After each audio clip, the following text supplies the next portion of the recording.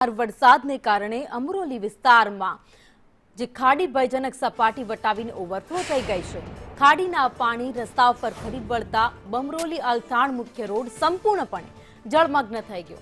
આ સિવાય ખાડી કિનારે આવેલી ક્રિકેટ સ્પોર્ટ્સ એકેડમીમાં પણ પાણી ભરાઈ જતા રમતવીરો અને સ્થાનિકો મુશ્કેલીમાં મુકાયા। માર્ગો પાણીમાં ગરકાવ થવાને કારણે વાહન વ્યવહાર ઠપ થઈ ગયો અને સ્થાનિક રહીશોને ભારે હાલાકી ભોગવવી પડી। તંત્ર દ્વારા પરિસ્થિતિ પર નજર રાખીને ખાડી કાંઠાના નીચાણવાળા વિસ્તારમાં રહેતા લોકોને સાવચેત કરવામાં આવ્યા।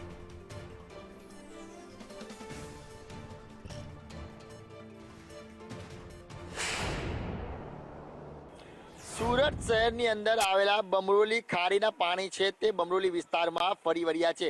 જોઈ શકાય છે કે અત્યારે વહેણ છે તે સતત વધી રહ્યો છે અને આ રસ્તો છે તે પાણીની અંદર ગરકાવ થઈ ગયો છે। જ્યારે પાણી આવે છે ત્યારે આ રસ્તો છે તે પાણીની અંદર ગરકાવ થઈ ગયો છે। અહીંના લોકો છે તેમની સાથે વાત કરીશું। ભાઈ, ક્યાંથી પાણી આવે છે અને કેટલું પાણી છે અત્યારે? खाड़ी का पानी आ रहा है, इधर से कागज पूरा भरा हुआ है। आने जाने में भी दिक्कत हो रहा है। बाइक फोर व्हीलर रास्ते में खड़ी हो जा रहे हैं, बहुत दिक्कत का सामना करना पड़ रहा है। कौन सी खाड़ी है ये अपना हाउसिंग वाली खाड़ी है। ये सब तो बंगरौली नहीं, ये सब खेत का भी खाड़ी का भी पानी आ रहा है, फिर घूम के यहाँ से खाड़ी में ही जा रहा है। अभी हम बेसू से पांडेसरा जा रहे थे, बमरौली गांव के पास में गाड़ी बिगड़ चुकी है, पूरा पानी भर गया है गाड़ी में। कितना पानी है? 4 फुट जैसा पानी है। तो क्यों जोखम लिया आपने?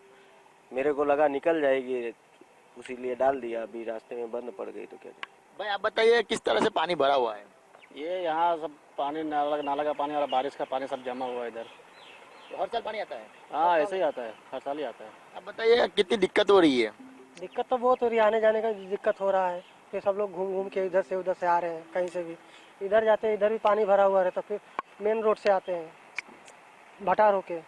બિલકુલ, તો ચકરાવ કરવો પડે છે અમુક કિલોમીટરનો। સુરત શહેરની આ બમરોલી ખાડી છે તેનું પાણી છે તે રસ્તા ઉપર ફરી વળ્યું છે। જોઈ શકાય છે કે આખો રસ્તો છે તે બેટની અંદર ફેરવાઈ ગયો છે અને આ પ્રમાણે અત્યારે રસ્તો બંધ કરવાની નોબત પણ આવી છે। તો કેટલાક વાહન ચાલકોના વાહન છે તે અત્યારે પસાર થવાથી પાણીની અંદર ગરકાવ થવાથી બગડી જવાની પણ નોબત આવી છે। એટલે શહેરમાં આ જે વરસાદ છે તે આફતનો વરસાદ સાબિત થઈ રહ્યો છે અને સુરત શહેરમાં ઠેર ઠેર પાણી ભરાવાની સમસ્યા છે તે યથાવત જોવાઈ રહી છે। કેમેરા પર્સન ભૂષણ ચૌધરી સાથે મનીષ પરમાર, સંદેશ ન્યૂઝ, સુરત। તો મેઘરાજાએ જુલાઈમાં જમાવટ બોલાવી છે ત્યારે અમદાવાદના ગુમા વિસ્તારમાં વરસાદ વરસ્યો। વાદળછાયા વાતાવરણ બાદ ધોધમાર વરસાદ નોંધાયો। શહેરના અન્ય વિસ્તારોમાં પણ વરસાદ ખાબક્યો। વરસાદ વરસતા વાતાવરણમાં ઠંડક પ્રસરી ગઈ હતી। અમદાવાદમાં લોકો કાગડોળે રાહ જોઈને બેઠા હતા કે મેઘરાજા ક્યારે મહેરબાન થાય, ત્યારે અમદાવાદના અલગ અલગ વિસ્તારોમાં વરસાદ નોંધાયો।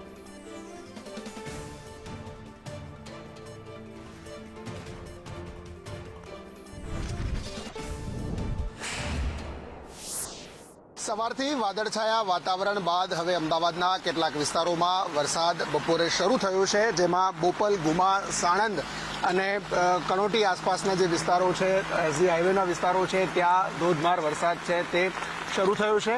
આગામી 2 દિવસ સુધી હજુ હવામાન વિભાગે પણ ભારેથી અતિભારે વરસાદની આગાહી ગુજરાતના અલગ અલગ જિલ્લાઓની અંદર કરી છે। એમાં અમદાવાદમાં પણ ભારે વરસાદની આગાહી હવામાન વિભાગ દ્વારા કરવામાં આવી છે।